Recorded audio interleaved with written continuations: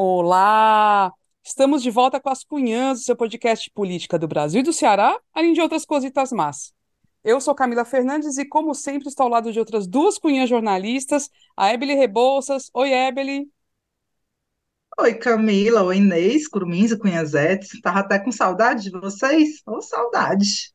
Um beijo, Sim, que a gente tem um episódio bem legal. com certeza, eu sempre dá muita saudade. Ave Maria, a gente adora, adora esse encontro semanal. E aí, Inês Aparecida, tudo bem? Tudo ótimo, bem relaxada, assim, 3 dias e meio na Serra de Guaramirangas, com aquele friozinho maravilhoso, com as companhia maravilhosa. Aí, ótimo, na casa dos amigos, né, de Fernando Morano, Tereza, a gente fica lá conversando, graças a Deus, assim, também um pessoal bem politizado. Ai, adorei. Para quem não conhece Ceará, Guaramiranga é uma região de serra que faz um friozinho, viu, gente? O pessoal acha que Ceará é só mar e Só calor. sertão, tem serra também, tem serra também. Bem geladinho, né, Inês? Menina, tava todo pacotado, apesar de tu ver. E eu também tinha que botar o cobertor líquido, né, um vinhozinho. Boa. Aí sim. Aí valeu. Pois pronto, vamos falar hoje de política nacional para abordar assuntos tanto do lado do governo Lula como do lado das investigações que colocam o Cramunhão e sua turma cada vez mais contra a parede, tá? Do lado do governo Lula, tivemos a primeira troca ministerial, com a queda da Ana Moser, do Ministério dos Esportes, e a dança de cadeiras ali para acomodar os desconhecidos do Centrão. Também tivemos ruídos de comunicação da primeira-dama Janja, além da pressão grande que está tendo para que o Lula indique uma mulher negra ao Supremo Tribunal Federal e que botou a esquerda aí em pé de guerra nos últimos dias, um negócio bem esquisito, a gente vai falar disso, tá? Do lado do Coiso, tivemos na notícia da semana, que foi a homologação da delação premiada do tenente-coronel Mauro Cid, o Cidinho, ex-braço direito do próprio Bolsonaro, né? E que certamente o próprio Cidinho já falou muita coisa, já parece que já deu depoimento de mais de 24 horas e ainda tem mais coisa para falar. Imagina o Bolsonaro como é que está nessa altura, né? Então, o episódio vai ser recheado. Antes de começar, vamos deixar, né, um enorme agradecimento para Cunhazetes e Curumins, que apoiam este podcast há tanto tempo. Obrigada demais, gente. Ave Maria, vocês sabem que é por causa de vocês que esse trabalho existe, que a gente segue, sempre tenta melhorar. Obrigada demais mesmo, tá? Aí, para quem quiser também participar desse verdadeiro apoio coletivo, é fácil, tá? Pode ser pelo site apoia.se/ascunhaspodcast. Pode ser pelo Pix para a chave ascunhaspodcast@gmail.com ou pode ser pela plataforma Aurelo, se você nos escuta por lá, tá? Então você escolhe. É bem facinho. E aí, a contribuição pode ser de qualquer valor, de verdade. Mas a partir dos R$ 10 por mês, você se torna um assinante e passa a receber um episódio extra exclusivo e ainda participa da gravação. Então, vale a pena apoiar as cunhas até para isso, para ganhar um episódio a mais. Aí, se você mandar um Pix, por favor, deixa na descrição do pagamento o seu e-mail para a gente entrar em contato depois, tá bom? E fora tudo, vai lá, segue a gente nas redes sociais, Instagram, YouTube, a gente está também no X Twitter lá, que não sei, continua sendo Twitter, enfim. Aciona o sininho do seu tocador de podcast para sempre receber o aviso do episódio chegando. Compartilha, comenta, né? Engaje-se com a gente, tá bom? Obrigada de novo, sempre pela companhia. Agora sim, bora começar. Aliás, bora começar coisa nenhuma. Bora antes falar, né, primeiro da Sorte Mais Brasil, que é a nossa parceira por 4 episódios e que é simplesmente a maior rede de lotéricas do país especializada em bolões, né, não, Inês? Realmente é muito prático apostar por meio de bolões. E outra coisa, facilita mais a gente ganhar. Bom lembrar que a Sorte Mais Brasil é oficial, é uma lotérica oficial da Caixa Econômica Federal. Aí a facilidade, você faz jogos de casa, pelo WhatsApp, vale muito a pena fazer a sua fezinha. No nosso YouTube está lá um QR Code, também no Instagram tem como é que você pode clicar e entrar na Sorte Mais Brasil e fazer sua aposta. Eu acho ótimo fazer uma fezinha. Olha, eu vou dizer que eu fiz, né? Fiz para tentar ganhar a Loto Fácil da Independência, não foi dessa vez. Continuo lisa aqui, mas o meu depoimento pessoal é que super tranquilo, né? A gente fez por endosso do bilhete, né? Porque você tem a opção de ou ir buscar realmente o bilhete, né, na própria agência física, ou receber em casa pagando uma pequena taxa, ou fazer por endosso, né, que se você ganhar, você recebe depois o bilhete e vai retirar. Fiz tudo isso aí, bem facinho, mas ganhei não, mulher. Ô, tristeza. Pobre, Mas tá continua bonita, lisa. mulher. Faz mandar, olha aí, lisa e bonita, bem viva. Tu E acha, vai que as Inês? Então cunhas, eu né? aceito um elogio. E vai que as cunhas, né, sejam pé quente para alguém, vai que sejam, né? Vai que a gente dê sorte para alguém, vai É, saber, né?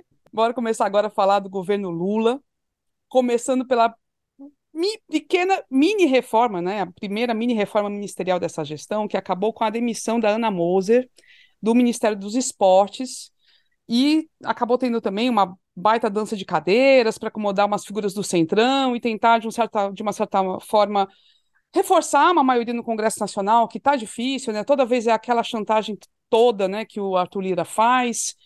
Mas o que que a gente tem a falar, Ebele? Começa por ti, dessa reforma ministerial. Entrou Fufuca, é uma coisa assim. Quem é esse cara, né, gente? Ave Maria. É triste às vezes, né? Mas vai fazer o quê? mulher, foi um dos assuntos da semana passada, né? Quem está no Twitter, quem está nas redes, viu que por uns 2, 3 dias foram muitas críticas, né? Sobretudo dentro da esquerda, a essas trocas que o Lula teve que fazer nos ministérios para poder acomodar o Centrão e ver se esse povo entra de vez no governo e começa a entregar os votos que o governo precisa para aprovar as matérias mais importantes, né? Aí, realmente, mulher, umas mudanças.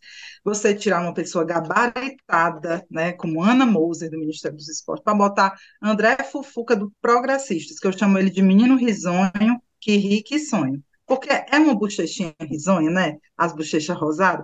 Eu acho que o Eu não Fufuca era bem conhecia bonitinho esse quando ser era pequeno. humano, Ebele. Tu já conhecia, tu já tinha ouvido falar antes? Eu já tinha visto, porque ele é assim com Lira, né? Com Arthur Lira, aí de vez em quando eu vi ele assim no noticiário. Mulher, mas eu não canso de me admirar com aquelas bochechas dele bem rosadinha. Pois o que é que esse homem sabe de esportes? Não sei, não sei, né? Foi uma entrada realmente para agradar esse centrão. Ele é do Progressistas, muito próximo ao Arthur Lira, e foi de fato uma tentativa do Lula de começar a ter uma participação maior do Centrão nas votações que interessam. Aí fora o Fufuca, né, que entrou no lugar da Ana Moser, Silvio Costa Filho, do Republicanos, no Ministério de Portos e Aeroportos, e o Márcio França, que é do PSB, que estava nesse ministério, foi deslocado para o Ministério das Micro e Pequenas Empresas, que ainda vai ser criado. E tu pensa que o Centrão ficou satisfeitíssimo? Ficou muito não. Disse que mesmo com essa entrada não garante, alguns parlamentares vão continuar independentes, que o fato de eles estarem participando desses ministérios não significa necessariamente que eles vão votar em tudo com o governo. Então, assim, é uma expectativa em partes atendida, né? Porque tem essa ameaça aí de que alguns continuem. Eu não vejo o PP, por exemplo, embarcando total. Não vejo aqueles parlamentares, né, os mais centrõezões, uma parte da galera que estava fortemente com o Bolsonaro, eu não vejo esse povo voltando com o Lula, não. Mas vamos ver. Bom, aí o fato. Desculpa. Diz, Inês. Não, não, pode dizer. Eu fico tão indignada, mas vai dizendo, eu fico indignado. Não, pois é. Aí a gente trouxe esse assunto para o podcast, porque essa indignação, ela realmente contaminou boa parte dos aliados do governo, né? Nós que votamos no Lula, a gente não gosta de ver o André Fufuca entrando no lugar da Ana Moser, né? Uma mulher, realmente, como eu falei, gabaritada, uma mulher com conhecimento, uma mulher grande, né? Para estar ocupando aquele cargo ali. É uma pessoa muito identificada com a área. E a galera começou a esculhambar, né? Começou a criticar.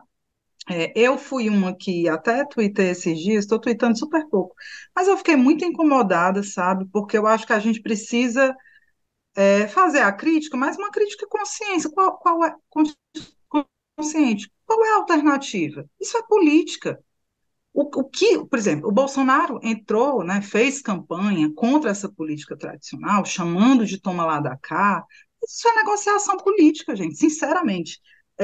A gente, na minha opinião, que seja feita a crítica, há um descontentamento que é natural, porque do ponto de vista do serviço público, acho que quem tem mais a oferecer ao esporte brasileiro, sem dúvida, deve ser a Ana Moser, né?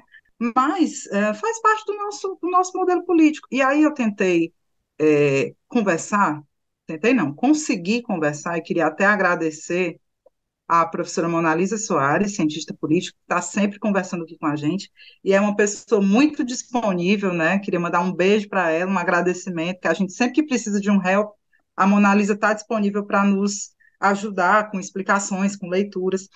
E a primeira coisa que eu perguntei para ela foi: Monalisa, a gente de fato vai ser eternamente refém a esse tipo de negociação, esse tipo de troca, né? Voto por cargo, voto por emenda parlamentar, é isso mesmo. Existem alternativas. E aí ela trouxe uma leitura com a qual eu concordo muito, eu queria compartilhar com vocês. Vamos ouvir, Camila? Bom, o presidencialismo de coalizão é o nosso modelo político, não é? É assim que tem se organizado as nossas experiências governativas, especialmente após a redemocratização, né? Evidentemente que o presidencialismo com o multipartidarismo, né, que dá nesse nosso presidencialismo de coalizão, ou seja, este presidente que se elege e que não consegue maioria e que, portanto, precisa negociar com os outros partidos para conseguir ter uma base a fim de aprovar projetos de interesse do seu programa político, ele é, tanto teoricamente quanto do ponto de vista da cobertura midiática e do debate público, muitas vezes lido numa chave extremamente negativa, não é, muito dentro do campo do fisiologismo, da corrupção, etc. E tudo isso também se miscui de algum modo no próprio discurso político, não é? Quando a gente vê historicamente lideranças políticas fazendo essa crítica ao modelo, dizendo, enfim, que ele é corrupto e inerentemente corrupto, etc, etc, né? E eu acho que, assim, essas questões, elas têm contrapontos do ponto de vista analítico, então há várias teorias e há vários estudos, no caso brasileiro, que mostram, não é, que não há essa relação imediatamente inerente, ou que a corrupção, digamos assim, ela não é um atributo específico do presidencialismo de coalizão, né? Ou seja, outros modelos políticos lidam com o problema da corrupção, então a corrupção é um problema político, é muito importante que ela seja enfrentada, sim, mas ela não é uma dimensão inerente a esse modelo político ou que esse modelo político ele só funciona à base de corrupção, ou seja, todas as relações, todas as dinâmicas, todos os tratos que ocorrem no seu âmbito redundam em corrupção, né? E aí esse é o meu ponto que eu gostaria de destacar. Eu acho assim que do ponto de vista político já foram tentadas algumas decisões e ações e reformas, digamos assim, para alterar esse balanço, digamos assim, das possibilidades. Então, por exemplo, vou citar a cláusula de barreira como um aspecto nesse ponto, na tentativa de diminuir os partidos e, portanto, diminuir os atores e os interesses em jogo no processo de negociação, né? Permitindo isso, mas a política ela é um movimento muito dinâmico, né? Então nós tivemos a aprovação de cláusula de barreira e ao mesmo tempo tivemos alterações e reformas que empoderaram mais o legislativo, tornando as emendas, que eram um recurso muito importante de negociação do executivo, impositivas, ou seja, têm que ser pagas, independente de que o parlamentar esteja no governo ou na oposição, né? Há um processo também de empoderamento, digamos assim, ou de melhor articulação no próprio Congresso Nacional, em que o presidente da Câmara passou a assumir um poder muito específico nesse processo de agendamento, né, do que se é votado e etc, etc, na condução desses processos. Então, assim, a saída para as questões, não é? Elas perpassam o que nós identificamos como problema, né? E aí eu gostaria especialmente de destacar, né? Eu não diria aqui se tem uma alternativa, o que é possível. Eu não entraria nesse debate, porque eu acho que nós ainda não estamos em condições socialmente de fazer esse debate, porque nós sequer conseguimos ultrapassar a barreira de compreender o que de fato envolvem as relações executivo-legislativo, como de fato nem tudo que acontece entre o executivo e o legislativo é necessariamente um processo de corrupção e etc, etc, etc. Então, acho que a Mona Lisa tocou num ponto muito importante, porque realmente, muitas vezes a gente mesmo cai no maniqueísmo ao analisar a relação entre o Congresso e o Executivo, nessa relação sempre assim, pensando, isso é ruim, isso é bom, geralmente é pro ruim, né? Como eu mesma falei, né, que é chantagem que o Arthur Lira faz, e e sempre passa pela nossa cabeça essa coisa da corrupção por trás de tudo, né? Mas, de fato, são disputas de poder. E não podemos esquecer, o governo Bolsonaro, fraquíssimo, né? Muito fraco o Bolsonaro, realmente ele empoderou demais o Congresso. Ele entregou aquele orçamento secreto, um valor absurdo que os caras passaram a usar, e agora, mesmo acabando o orçamento secreto, o Lula não tem muita margem para tirar poder desses caras, ele tem que negociar muito mesmo. Então, assim, e fora tudo, a população votou nesse Congresso. Então, é parte da democracia. Então, esse lidar, né, essa negociação recorrente e tendo que abrir mão de ministério, acho que não tem outro jeito, não tem outra saída. O governo tem dois instrumentos, né? Os cargos que ele tem à disposição e as emendas parlamentares. São as formas, né, de se relacionar e de barganhar ganhos com o Congresso, são esses dois instrumentos. E, eventualmente, realmente, a gente vai ter que criticar, vai ter que fazer a crítica, é legítimo, não estou dizendo que a esquerda não pode criticar o governo, longe disso, mas, assim, não dá para a gente cair naquele discurso de que decepção. Gente, é a política tradicional, né, que o Bolsonaro se voltou contra, né, que demonizou e depois teve que engolir tudo, essa é a nossa política tradicional e é o modelo do presidencialismo de coalizão que a gente tem. Né? As alternativas, como a Mona Lisa diz, a gente precisa primeiro amadurecer, né, e entender que a política se faz com esse tipo de negociação, fazendo a crítica, obviamente, para depois tentar ver quais são as formas de, né, aprimoramento. Queria Eu, falar, Inês? olha, eu fico vendo isso, esse presidencialismo de coalizão e tal. Como a gente que trabalha com política, que a gente acompanha política, é jornalista político, a gente entende. Mas eu, como pessoa física, o meu CPF 071, né, eu não engulo, tá entendendo? Eu fico doente. A casa da Ana Mose, menina, pessoa física, não queria nem ver aquele noticiário trocar a Ana Moser por um tal de Fufuca. Começa até, né, pelo nome. Então, a gente compreende. Aí, o que é que a gente já falou aqui várias vezes, principalmente quando é ano de eleição, no outro ano a gente vai falar de novo. Eleger um bom Congresso. Era o ideal. Por que é que existe isso? Por que é que existe esse troca? É um comércio. Está ali, o Congresso Nacional é uma mercearia que está vendendo as coisas. Tá entendendo? E o governo executivo tem que comprar. Teria que a gente eleger uma mercearia boa, uma mercearia com bons produtos, tal, para não acontecer isso. A gente entende, eu acho que é erradíssimo também ficar.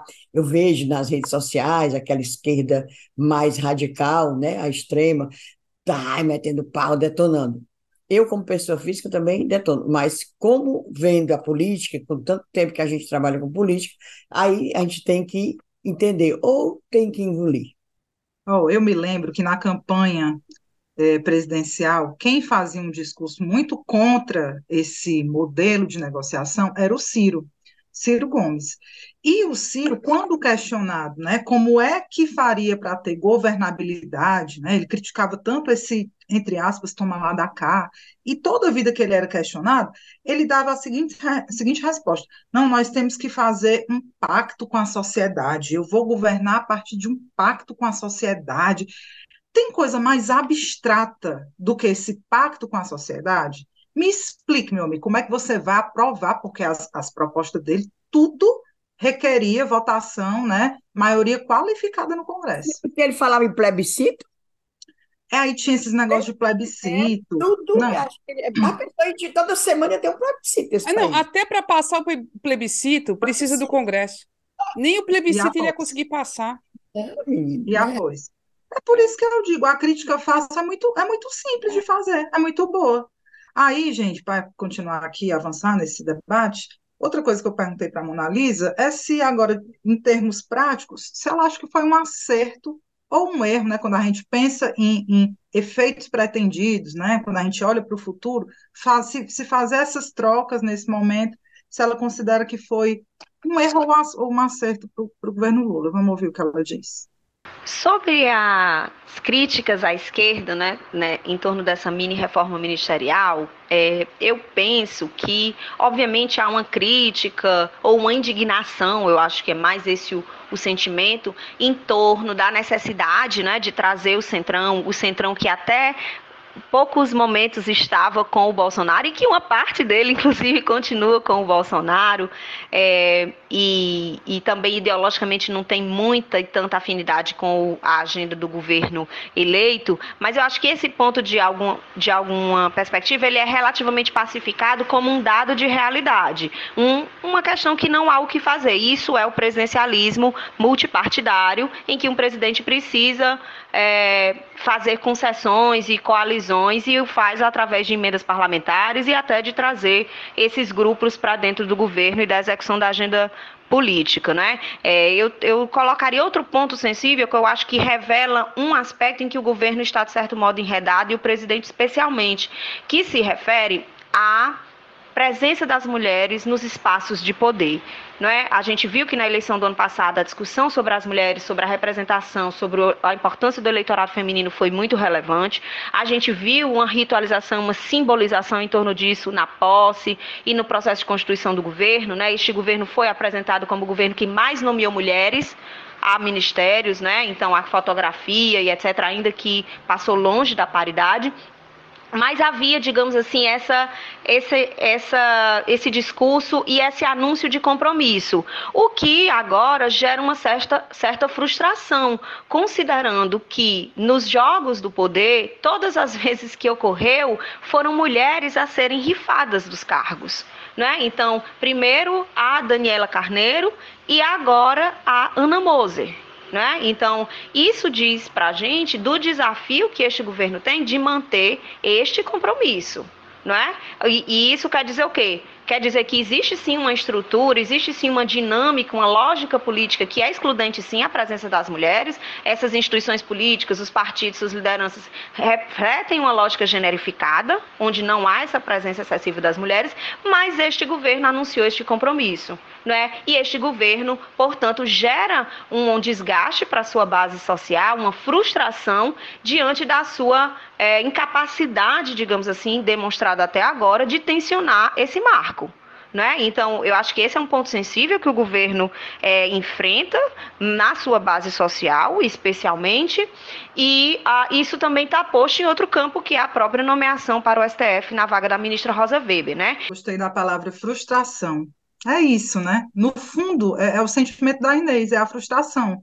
É ver uma mulher como Ana Moser perder o cargo para André Fufuca, menino risonho que ri e que sonha, né? E é realmente não há como a base social não cobrar, né? Não há condições. Agora tem que ter cuidado para não virar uma crítica quase bolsonarista, né? De perseguição e de antipolítica, né? De afloramento de um sentimento que não é bom para a democracia, porque isso faz parte da democracia, infelizmente. Outra coisa que a Mona Lisa falou, que a gente tem que olhar com atenção, é isso. Das duas que já foram trocadas, as duas foram mulheres. Aquela do turismo e a Ana Moser. Tá entendendo? Parece que é o ponto mais fraco. Lembra Sempre é o aquela pressão na na Anísia Trindade também, da teve saúde, né? também a saúde, a pressão imensa. Aí O Lira aguentaram. queria. Já teve pressão também sobre a nossa ex-secretária da Fazenda, a Fernanda Pacopaíba, que ocupa um cargo bem alto e É importante, presidente. a É, presidente do FNDE lá no Ministério da Educação, que isso. também o tal do Centrão queria, aí a gente fica assim, não, a gente pensa logo que é corrupção. Mas por exemplo, a Fernanda Pacopaíba, esse Fundo Nacional de Desenvolvimento é dinheiro, muito dinheiro. Dá para manipular, dá para fazer, a comprar aquelas kits, não sei o que, o Arthur Lira tanto gosta. Tá entendendo? Aí a gente vê isso. Além de tudo, a pressão em cima das mulheres. Pois é. E eu É. acho, viu, gente, que se tem uma crítica que eu não abro mão, é dos quadros que estão entrando. Porque podia, quer botar o PP, quer botar o Republicanos, bote, mas não bote um fuleiragem qualquer, não. É isso que tá aí. Eu acho que a crítica certeira é no tipo de quadro escolhido, porque esses partidos indicam, né, o que politicamente é É, interessante para eles é a reborréia. Aí, minha filha, aí é osso. vê o ministro da Comunicação, criatura. Ministro das Comunicações, E os quando primeiros a dar problema, né, Inês? quando Os primeiros a se meter em em confusão e confusão. escândalo. Usou a diária, avião do governo, ele como fosse ministro, para ver um leilão de cavalo, porque ele tem aras. Quando não é ele, é a irmã dele, que é prefeita lá no Maranhão. Tá entendendo? É isso. Não, vamos, a União Brasil quer um ministério, mas bote umas coisas menos fuleiragem. Parece que faz de propósito. Menino, que é o pior daí, que é o boi bote para escolher o Bahia, o governo do Lula. Parece que é assim. Não, vou falar não, porque senão daqui a pouco eu tô com aquela raiva também, igualzinho o povo metendo o pau. Não, mas acho que tem esse ponto aí que é, se de um lado o Arthur Lira pressiona, do outro lado a sociedade tem que pressionar também e tem que demonstrar essa insatisfação e essa frustração, acho que é natural. Mas, lógico, não ao ponto de achar e começar a falar que o governo Lula é igual ao governo Bolsonaro. Isso não, assim, não chegamos nesse nível, ainda bem, mas a gente tem que Tá, pressionar, a bom. sociedade tem que pressionar. Só que aí entra também em campo a galera que acha que não pode falar nada do governo Lula, nada, nada, vezes nada, você tem que, assim, proteger, botar no vidro, assim, senão vai quebrar. E aí, eu trago, né, essa história que também veio à tona, ganhou força essa semana passada, a gente já falou em outro episódio sobre a pressão por uma mulher negra para a escolha aí no Supremo Tribunal Federal, como substituta da Rosa Weber, que vai se aposentar agora nesse mês de setembro, então tá bem pertinho, vai sair a Rosa Weber, o Lula tem que escolher alguém para substituir, e muito se fala em vários homens, mas tem uma pressão de uma parcela da sociedade por uma mulher negra que nunca aconteceu, nunca houve uma mulher negra lá no STF. E aí o Gregório do Vivier, humorista, né, figura aí do YouTube, bem conhecido, ele iniciou essa semana uma campanha, ou deu visibilidade para uma campanha, na verdade, porque não foi nem ele que deu o start nisso, né, mas ele deu visibilidade a uma campanha para que as pessoas, né, quem se interessasse, mandasse um e-mail para a secretária do presidente para convidá-lo para tomar um café para conhecer três mulheres negras que poderiam ser candidatas aí a ministra do Supremo, tá? Era para isso, tá? E isso gerou uma polêmica gigantesca contra o Gregório, né? Gente de esquerda detonando o Gregório de várias formas, e do outro lado, pessoas também de esquerda falando: olha, isso aqui, esse tipo de ataque não pode, isso aqui está parecendo os negacionistas, os bolsomínios, e é triste de fato, né? E aí, só para também deixar o contexto aqui direitinho, essa campanha por uma lista tríplice de mulheres negras foi iniciada pela Coalizão Negra por Direitos e pelo Mulher Negras Decidem. São dois movimentos que reúnem mulheres negras e que estão aí tentando promover mudanças institucionais, né, mudanças reais na política, incluindo mais pessoas negras, né, e mulheres negras especialmente. E o Mulheres Negras Decidem lançaram essa lista tríplice: Adriana Alves dos Santos, Lívia Santana Vaz e Soraya Rosa Mendes, como três mulheres que podem ser indicadas ao Supremo porque têm a qualificação necessária para isso, sabe? Então, a queimação foi tão grande. Aí já começaram a falar que o do Vivier recebe dinheiro do Jorge Soros, é aquela coisa da teoria conspiracionista mesmo, que tem a ver com dinheiro da China, sei lá de onde, que é o globalismo. Vocês acreditam num negócio desses? Canceladíssimo, eu acompanhei, mulher, no babado. Assim, Foi. é inacreditável, inacreditável o cancelamento imposto ao do Vivier por causa dessa Engraçado campanha aí. que esse pessoal, que eu acredito que esse pessoal que está cancelando o Gregório do Vivier, adorou, bateu palmo quando ele fez aquelas críticas ao Ciro Gomes. Você lembra que o Ciro Gomes respondeu a ele por Lembro. horas, né? Sim. Até que a gente comentou aqui, por que é que o Ciro Gomes foi se prestar a passar horas respondendo ao É um Gregório? humorista. É. Mas ele é ator, ele é humorista, ele é roteirista, e ele também é escritor, né? E metido, super metido em política. E esse pessoal também acho que está com muita raiva dele, porque ele andou dizendo também essa semana, que fazendo crítica ao governo Lula e ao próprio presidente, dizendo que tem gado de todos os lados.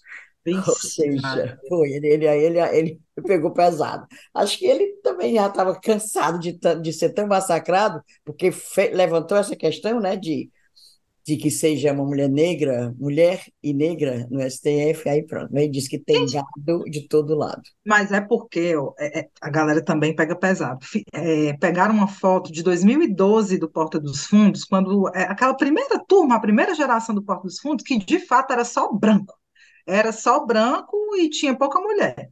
Aí botaram, começaram a espalhar, viralizar essa foto. Olha aí, cobra mulher negra no STF e não tem um preto na equipe. Uma foto antiga, hoje tem mais, né, tem mais pessoas pretas na equipe, tal, de atores, inclusive. E aí começaram a cancelar valendo mesmo. Gente, e eu acho uma besteira tão grande, sinceramente. Pegaram no pé, pegaram para Cristo mesmo. Porque o cara está fazendo uma campanha, uma pressão, né? Que é inclusive uma coisa que muitos de nós, né, eleitores do Lula, chegamos a pressionar em algum momento para que haja uma indicação de mulher negra, mas aí disseram que ele já estava indo longe demais. Quem é do Vivier para estar pressionando o governo? Está pressionando, não, cara, é uma campanha. Ave Maria. Então, a gente pode fazer, a gente pode também fazer. Então, a gente quer um, né, negra lá. O Lula não falou, me cobrem. É Falou, mas aí tem gente que acha que ele tem Verdade. que estar lá na redoma de vidro, que ninguém pode falar nada, pelo amor de Deus. O Lula vai errar, vai acertar. Tem coisas boas que estão acontecendo, tem coisas que não são tão boas, sabe? A gente vai, assim, ter que lidar com isso, e isso é a democracia. E ter a pressão social é super positivo. Quando não tem nada, quando é apatia, aí pode ter certeza, é a não política, a negação, é aquela coisa que vai desandando na desgraça que a gente viu. Tem que ter vitalidade, os movimentos sociais têm que estar vivos e tem que estar cobrando. Super válido e legítimo. Ave Maria. Aí já estão queimando o Silvio Almeida, porque ele também foi cotado, aí começou a ser cotado para ministro do Supremo, que ele é metido aí também, um advogado, em escritório de advocacia que, sei lá, branco. fez o quê pelo Carrefour. Enfim, gente, olha, não sei não, não sei não. Estão queimando bolos lá em São Paulo também. Gente, é sério. O pessoal de esquerda se queimando desse jeito. É de matar. É de doer.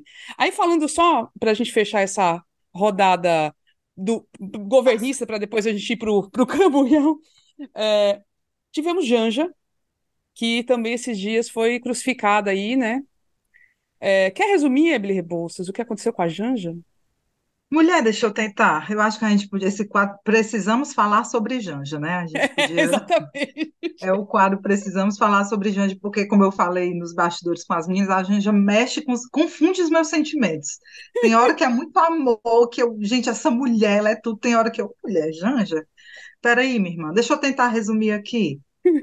Bom, estivemos, né, semana passada, com a tragédia das enchentes, dos alagamentos, de chuvas lá no Rio Grande do Sul, um momento realmente muito delicado, muitos mortos, né, e a Janja, ela também foi pega para Cristo no meio dessa situação, porque, mais uma vez, começaram a chamar ela de deslumbrada no Twitter, pelas manifestações dela nas redes sociais.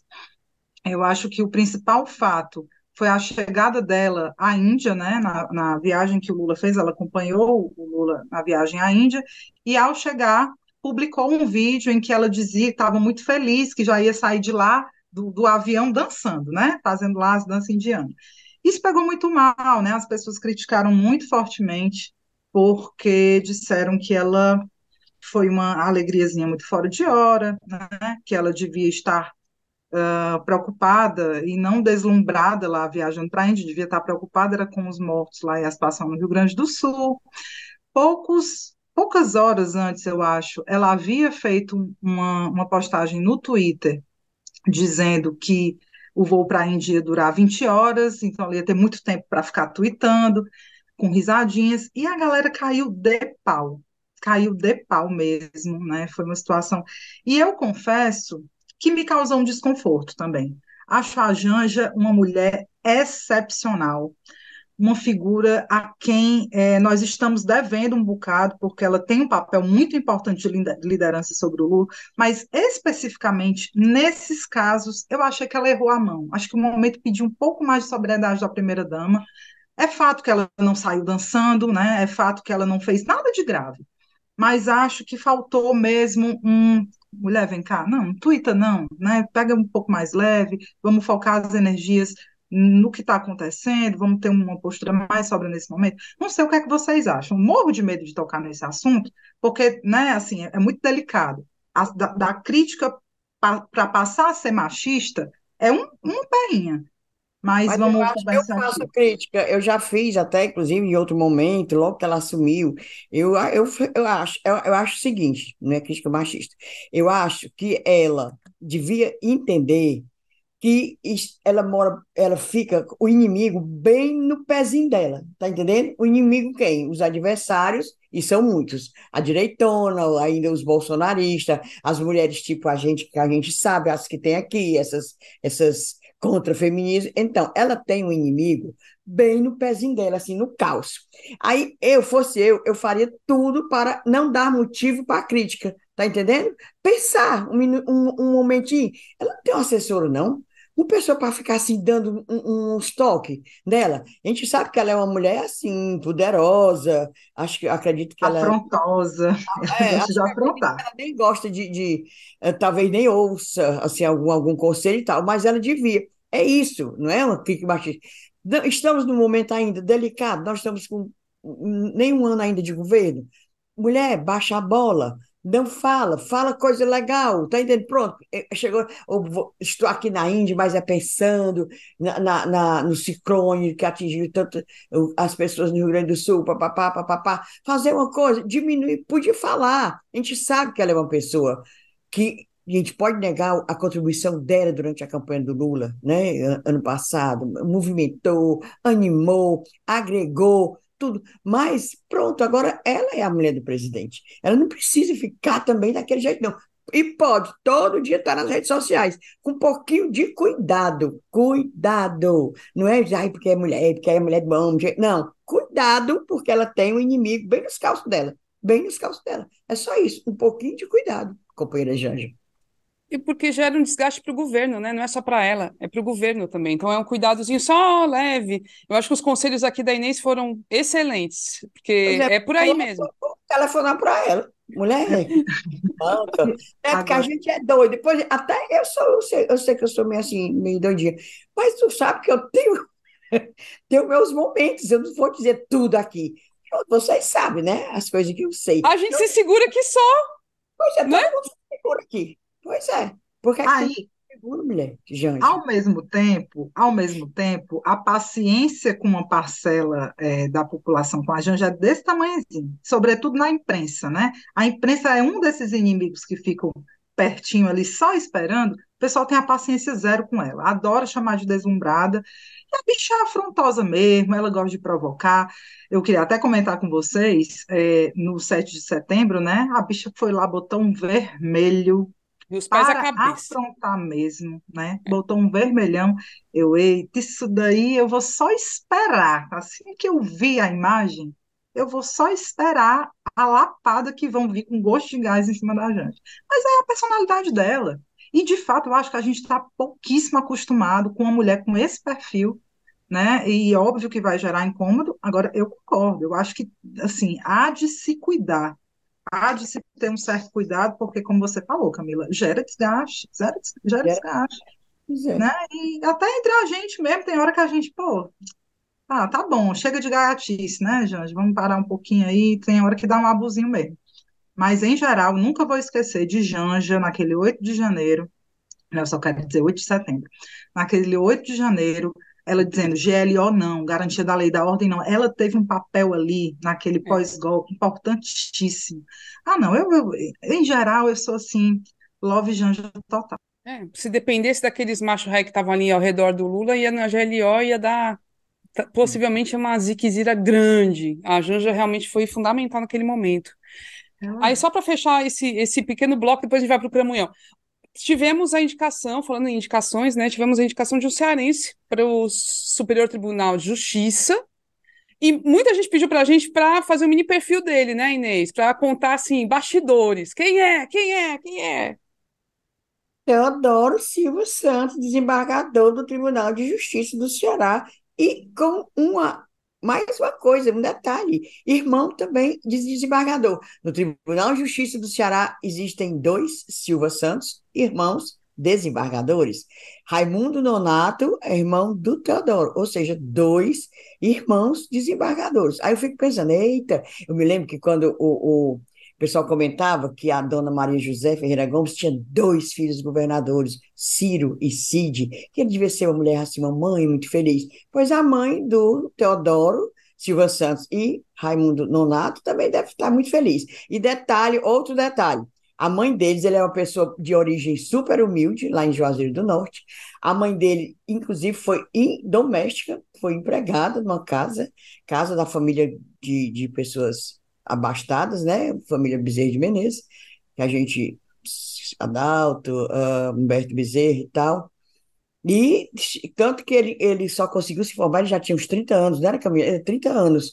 Ou seja, não foi aquele meninozinho que terminou a escola em tempo hábil, depois fez um vestibular. Não, ele teve que batalhar. Vamos ver se ele vai honrar as origens e fazer mais assim feliz a mãe dele, né? Que tá vendo a mulher que batalhou tanto, tá vendo os filhos aí brilhando. E já que eu falei na família Bezerra de Menezes, lamentar aqui a morte que o pessoal chama Binho, mas é José o nome dele, Binho Bezerra, uma morte muito esquisita, porque foi envenenado com gás na sua própria casa, ele, a mulher e uma cadelinha.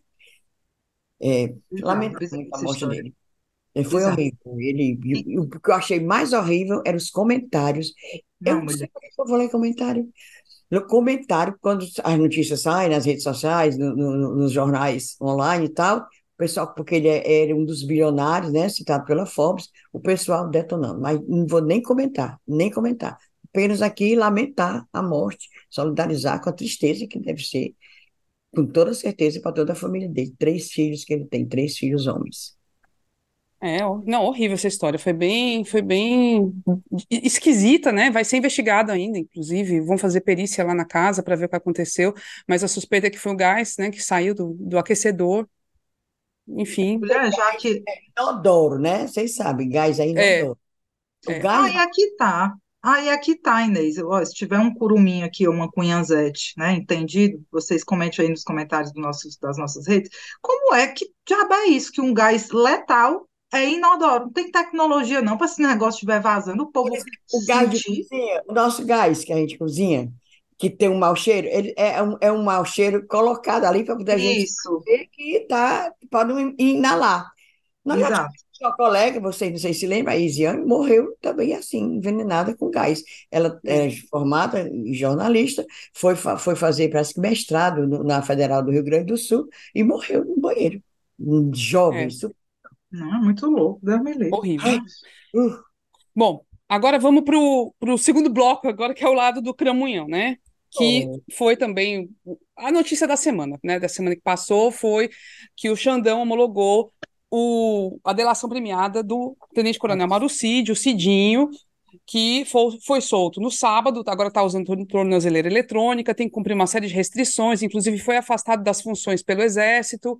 Ele não pode se comunicar com nenhum dos acusados ali, nem com Bolsonaro, nem com ninguém da turma lá.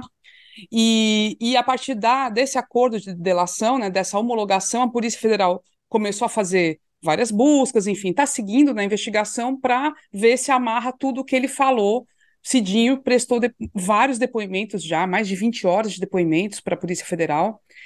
E Bolsonaro e Michele já voltaram para os cultos, né, Inês?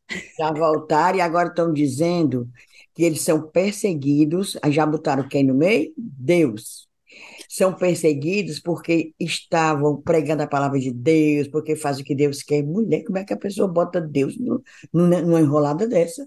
Não. Agora, falando sério, eu fico indignado, sabe com o quê? Que na época da que tivemos aqui a ditadura militar, a Igreja Católica, por exemplo, que era a CNBB, né, Federação Nacional dos Bispos do Brasil, sempre estava lá, era assim, um farol, sabe? Apontando, fiscalizando. Eu não vejo a igreja. Existe também a associação dessas igrejas evangélicas, existe lá, como fosse um equivalente ao CNBB, porque também não vem a público para dizer isso. Isso aí não, meu senhor, isso aí não tem Deus no meio, não. Deus não gosta nem de joia. Não gosta nem disso. O Vaticano é outra coisa. Sim, Aí aí eu gosta. lembro, é outra coisa, mas a palavra, como eles falam tanto a palavra, não fala nada disso. Jesus, que eles gostam tanto também, nunca disse isso. Aí o que eu lamento é isso. Não sei quem é mais velho se lembra, sempre a igreja estava à frente das coisas, a CNBB, então, eu fico admirada desse silêncio, Tá entendendo? Era para vir alguém. Ó, gente, não é isso. Ele não está sendo perseguido porque está fazendo o que Deus quer, não. Ele está sendo perseguido porque ele é ladrão. Pronto. Por que não vem? Por que não vem? Não tem, não? Uma CNBB dos evangélicos aí, das igrejas evangélicas, ou a própria nossa mesmo. Quem for católica, tá a outra CNBB. Por que não vão? Por que não falam Tire isso? Deus dessa, né? Tire Deus dessa, mulher. Pois E é. o roteiro é tão previsível. A Micheque já está chorando, se debulhando em lágrimas, enrolada na bandeira do Brasil, Assim, mulher. E o Cramunhão, não se internou, não. Mulher, esse roteiro, toda Entrou de vida é a atestado. mesma coisa. mesmo. Meteu a testa, É o mesmo. Vai fazer até cara. desvio de septo.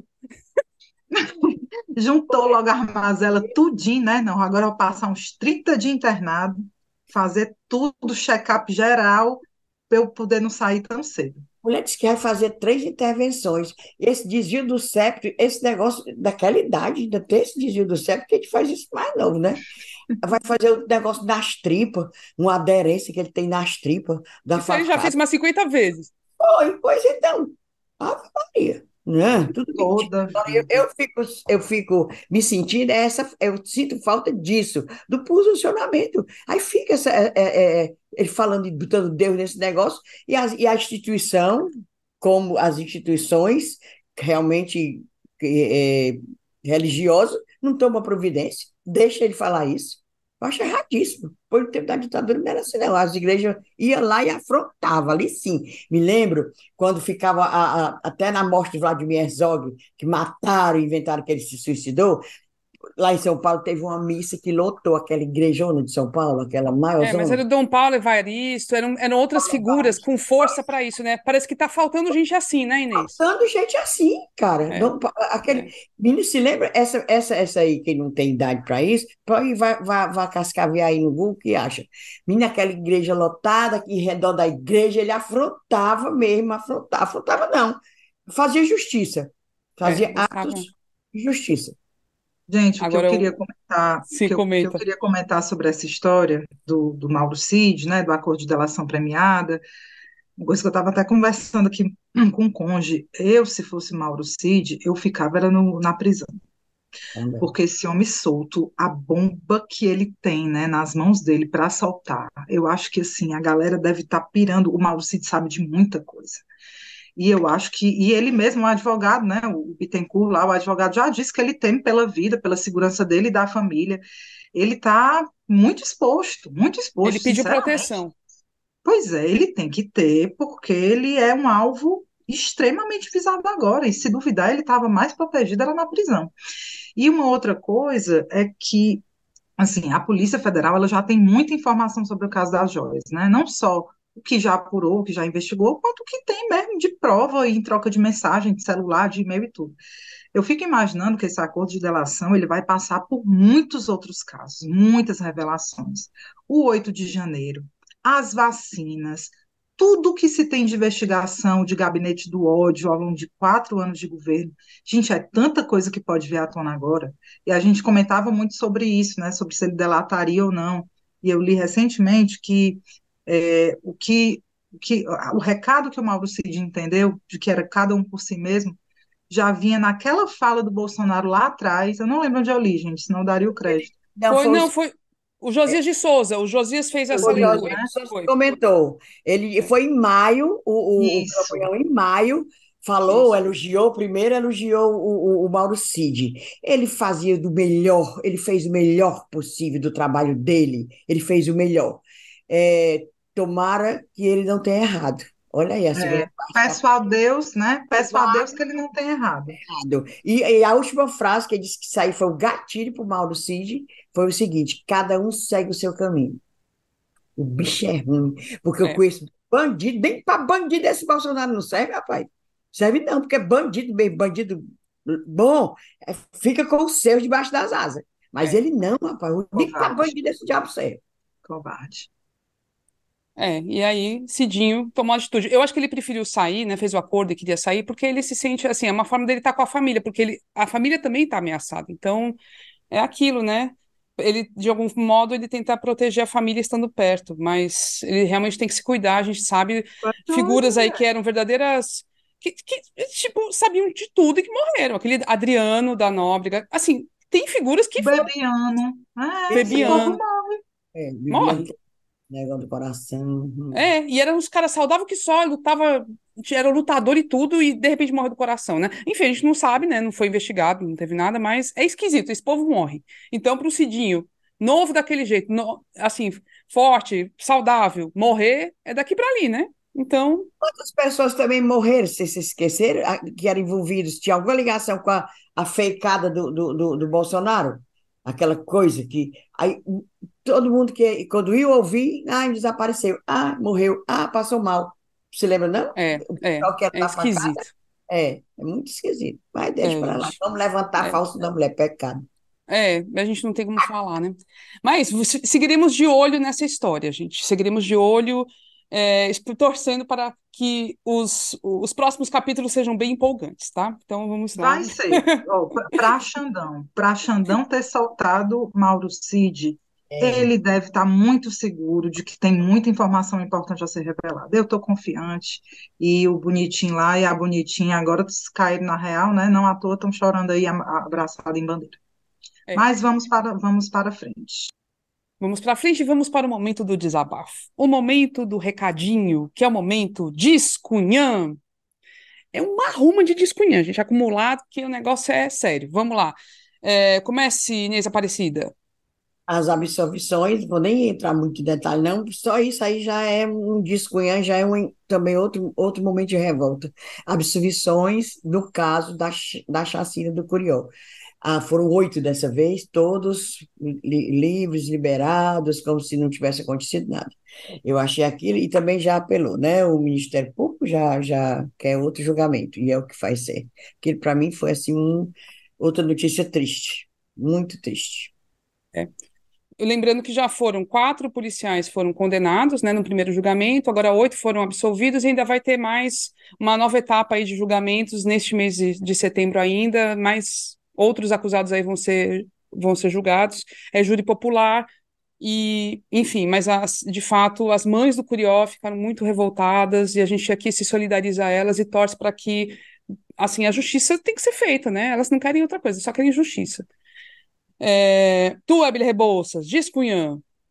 Mulher, deixa eu fazer aqui. São 3 recados, tá? Não vai ser nenhum desabafo negativo, não. São coisas boas, na verdade. São duas dicas e um erramos. Começar pelas dicas. Domingo agora, dia 17, lá no Teatro José de Alencar, a partir das 18 horas, anotem aí, vai ter lançamento do show, do disco novo, só com música inédita, do cantor, compositor e ator cearense Roger Rogério. Viu, gente? O nome do disco é Instante Zero, ou Primeiro Sinal Luminoso. O bicho ainda tá lançando música, viu? Tá ativão, né? E Maravilhoso. tá maravilhoso. Então vai ser domingo, vai ser grátis, tá certo? Tô doida para ir, vou tentar ir. É um recadinho da Rafa Batista, minha amiga, que está trabalhando aí na divulgação do show. E o show, né, de lançamento vai ser no domingo, mas a partir do dia 15 o disco já vai estar disponível nas plataformas de streaming, tá certo? Então fica aí a dica de programação. Tem uma outra dica, desta vez de serviço, que é sobre o Núcleo de Prática Jurídica da Faculdade de Direito da UFC. A galera é Curuminha, Conhezete, pediu para a gente dar um reforço aqui na divulgação desse núcleo, meu povo. É muito bacana, certo? Eles oferecem assistência jurídica gratuita a quem precisa, não tem grana para contratar esse tipo de assessoria. Então, assim, ó, casos de pensão alimentícia, divórcio, dissolução de união estável, regulamentação de guarda, vários tipos de casos, menos criminal, certo? E trabalhista, eles atendem. E é gratuito também, tá certo? Para entrar em contato com o núcleo, você pode ir lá, né, que funciona ali na Faculdade de Direito, na rua Meton de Alencar, pertinho da Praça da Bandeira. Funciona de segunda a quinta-feira, das 8 às 11 e das 14 às 17 horas. E o telefone, vou deixar, 85 DDD 3366-7845. npj.ufc é o arroba deles no Instagram. Se vocês quiserem saber mais, espalhem essa dica aí, que é bem legal. Tudo gratuito, viu? Tô dando aqui a dica boa. E o meu erramos, tá? É uma retificação de uma informação que eu passei equivocadamente No Discunhã passado, eu citei o CREA e falei Conselho Regional de Engenharia e Arquitetura. Não é mais de Engenharia e Arquitetura, faz tempo, é porque eu sou do tempo do jumbo, Nós. da Avenida Estados Unidos, ainda estou no tempo que o CREA inclui arquitetura. Não, o Conselho da Arquitetura é o CAU, Conselho da Arquitetura e Urbanismo. Os meninos lá me deram um toque, peço desculpa pelo equívoco. E CREA é Engenharia e Agronomia, né? Pois Mantiveram o é, A ainda por cima. Aí pronto, aí pois lascou é. nós. Aí lasca. Pois está aí, meu povo. Desculpa aí, tá feita a retificação. Diz, Cunha Camila. Eu vou fazer um discunhã com base também em alguns alertas que curumins e cunhanzetes mandaram para a gente, pelas nossas redes, falando assim, que coisa esquisita que está acontecendo, que o governo do estado do Ceará, o governador Eumano, está deixando de fazer repasses para a previdência dos servidores do estado, repasses que têm que ser feitos mensalmente, só que tem alguns meses que esses repasses não estão sendo feitos porque o estado está fazendo caixa, por algum motivo. E diz que vai pagar depois, certo? Ninguém sabe exatamente como vai ser isso. Essa história, a gente tem que ter mais detalhes, a gente não sabe exatamente por que o governo do estado está fazendo isso, tá? Só que está virando mote de opositores para detonar o governo e para dizer que o governo está sendo mal administrado e para dizer que o governo está sem dinheiro. Então, quem está batendo muito? Wagner, Capitão Wagner e Roberto Cláudio, nas redes sociais deles, detonando isso. E, de fato, fica uma sombrinha no ar, assim, né? O que está acontecendo? Acho importante o governador Eumano vir à tona, explicar exatamente o que está fazendo, por que está fazendo e como vai resolver para não deixar a previdência dos servidores, que não é deficitária, ela é superavitária, ela está bem saudável, ótimo, parabéns, ótimo, maravilha. Mas não pode ficar deixando de fazer os repasses, né? Então, como é que vai acertar essa conta aí, tá bom? É só esse, Camila, posso esse fazer alerta, Um posso fazer adendo, um um adendo. adendo? com certeza. Pelo que eu li, o Elmano prorrogou, né, a suspensão desses repasses, e essa suspensão ela já estaria ocorrendo desde o governo Isolda, né, é uma coisa que vem acontecendo desde o governo passado. De fato, quando mandaram para a gente essa história, eu fiquei, que diabo é isso? O governo está usando o dinheiro desse fundo para pagar a conta? Quando é que vai voltar a pagar? Qual é a expectativa? Eu endosso aí seu descunhão.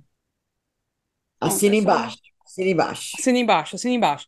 E aí vou deixar uma recomendação também, aproveitando que a Emily hoje veio de recomendações.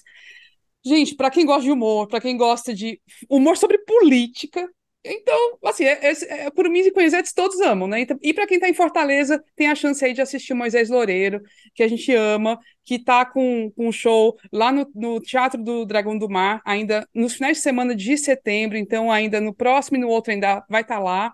Então, é chegar lá e assistir e morrer de rir, gente. Então, a gente deixa O aqui a nome do show dele, recomendação. Deixemos de coisa. O nome Deixemos de coisa, deixemos de coisa. Então, com certeza, é para sair chorando. Vai sem maquiagem ou aquela maquiagem à prova d'água, porque você sai Não, eu chorando só de me rir. lembro de Camila, rindo daquela vez que a gente foi, toda borrada, maquiagem descendo. Não dá. Tem que ir sem maquiagem. Eu não Tem que aguento, não. bota Eu não bem aguento. agitador, assim, para poder não descer, não Eu derreter. amo. Eu amo aquele Moisés, ô bicho fuleiragem, Ave Maria. Amo, amo. E Mas querido, carinhoso, talentoso, Ave, não. todo Ele é, final de ele é top. semana, gente, sábado e domingo, lá no Teatro do Dragão do Mar. Agora Cheiros vamos para os cheiros. Cheiros, cheiros, cheiros. Quem tem? Quem tem? Manda, aqui. Inês. Peraí, começar, olha, botando os ovos. Começar para mandar um cheiro bem cheiroso para Selene Penaforte, que eu me encontrei com ela em Pacuti, estava lá, a gente estava tomando cerveja, lá em Pacuti, sábado, e ela ficou olhando assim para mim, papapá, ei, tu quer Inês? Sou.